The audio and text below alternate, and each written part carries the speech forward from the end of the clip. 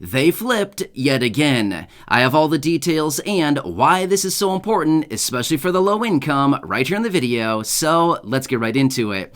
Alright, now just the other day, I was out in a separate video talking about an announcement out of President Biden and how he was saying the pandemic is over. Well, in that video, I was also saying, what does this mean for October 13th when the Public Health Emergency Declaration is set to expire, which will negatively impact millions and millions and millions of low-income individuals? Well, guess what? We got an announcement, and that's exactly what I want to talk about with you right here in the video. Now, this announcement is actually very important, and it gives us further information into the designation of being the pandemic is over, and of course, the Public Health Emergency Declaration. Now, in that video the other day, I was also saying the likelihood of the Public Health Emergency Declaration expiring on October 13th is very, very unlikely. I would anticipate it's probably going to be extended out until the end of the year or possibly longer, but at least the end of the year, I would anticipate. Well, guess what? With this announcement, they're actually indicating that the Public Health Emergency Declaration is going to be extended yet again. Even though the president said the pandemic is over, this does not mean that the Public Health Emergency Declaration is going to expire. So it seems a little bit contradictory to me, but again, at the end of the day, this is actually a good thing for the low income because as soon as that does expire, which at some point it will be allowed to expire or they will cancel it. At this point, it does not look like it's going to be anytime soon, but again, we don't have an official announcement quite yet, even though the Health and Human Services Department and Secretary was out just the other day saying that yes, for sure, they will be extending it yet again.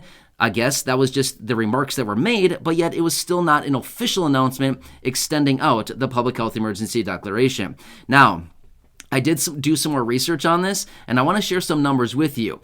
So, like I said in the video the other day, as of right now, there's about 80 million Americans who are enrolled in Medicaid. Again, not Medicare, but Medicaid. However, get this, as soon as the Public Health Emergency Declaration is set to expire, or it does expire and is canceled, they're actually anticipating about 15 million Medicaid beneficiaries would be losing benefits. That's huge. That's a lot of people, right? Also, I want to point this out as well. If you're in one of the roughly 20 states out there right now who is still sending out the extra allotment in SNAP benefits, Supplemental Nutrition Assistance Program, also called food stamps, guess what? That would also be ending. So we've got millions of people receiving extra SNAP benefits every single month. Again, I know it's not very much, but at least it's something, right? I totally understand it needs to be significantly higher, but it's certainly better than what you might be getting if the Public Health Emergency Declaration was not in place, right? So I completely understand. It's not a whole lot. We all need significantly more, but at the end of the day, as soon as that expires, again, your SNAP benefits will be reduced significantly in some of those states that are that are getting the extra allotment right now. When the extra allotment is no longer going out, then your benefits would go back to what you would normally receive without the extra allotment. So that's still going out in about 20 states right now. So again, that's another thing that would impact millions of people. There's about 20 states that are still sending those out right now. So that's a lot of people, millions of people there. And then on top of that, the Medicaid beneficiaries, about 15 million of them losing benefits. Well, as I did more research on this, I actually came across some more interesting information that I thought was pretty interesting. Like I said, let me share this with you. Now, again, I dug into this a little bit further. I'm going to be honest with you. Prior to reading this in the latest information, as I was digging deeper on this, I did not realize this, but I found it to be very, very interesting, which is also making me believe that the likelihood of them extending out the Public Health Emergency Declaration for many, many more extensions and months to come is probably pretty likely. And here's why. So this is shocking. Honestly, I did not know this until I found the information, but remember what was it, a month ago maybe, give or take, a week or two. Honestly, I don't remember the date that this happened, but the president came out and announced that they were going to be forgiving $10,000 of federal student loan debt. Remember this announcement? And I know this may not impact a lot of you here in the community, but hear me out for a second because this is pretty interesting. Here's what happened. Because the Public Health Emergency Declaration is in place, because of special powers of that being in place, they can do this. They can forgive federal student loans because it's constitutional. If the Public Health Emergency Declaration was not in place, it would no longer be constitutional to forgive the $10,000 of federal student loan debt. I didn't know that. Okay, so now that we know that, it makes me believe that the public health emergency declaration is likely going to be extended many more times, probably well beyond the end of this year. Okay, that's why I'm saying that, is because we know that starting here very soon at the beginning of October, they're going to be opening up a website, like a portal, a website, whatever it's going to be. They're going to be opening up a place where you can go and file for your federal student loan forgiveness. And then they want you to get these applications in by early November or mid-November so that they can be forgiven before these payments restart at the end of the year. What I should say is the beginning of the year, because the forbearance is out, or the moratorium, I should say, is out until the end of the year, and payments would start as of the beginning of 2023. They said it's going to take about 6 weeks to actually process the forgiveness. So they want you to get those applications in by mid-November.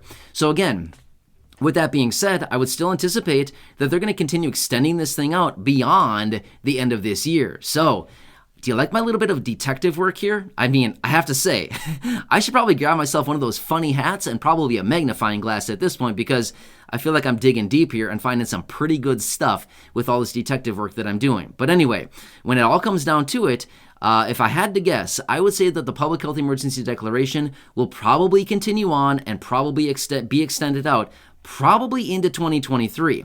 The next extension I would anticipate will probably be the end of the year, but then again, as we approach the end of the year, I would not be shocked yet again if they come out and extend it another 90 days, probably another 3 months or something like that. That's just my anticipation.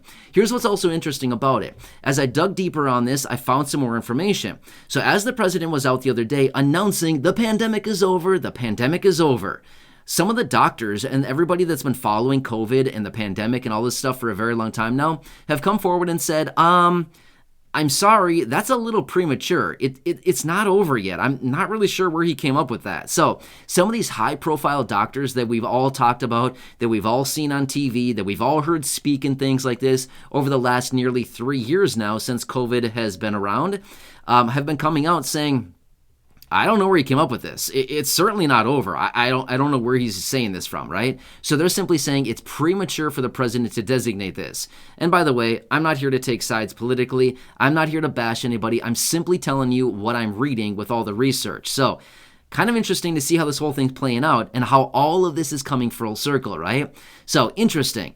I was right. Looks like I was right yet again, as I've been saying this literally all year long. Nothing is going to expire before the midterm elections. There's no way. Nothing will expire before the midterm elections. It's like a free-for-all. Between now and early November when the midterm elections happen, literally, it's a free-for-all. It's like, I mean, seriously, there's nothing is going to expire.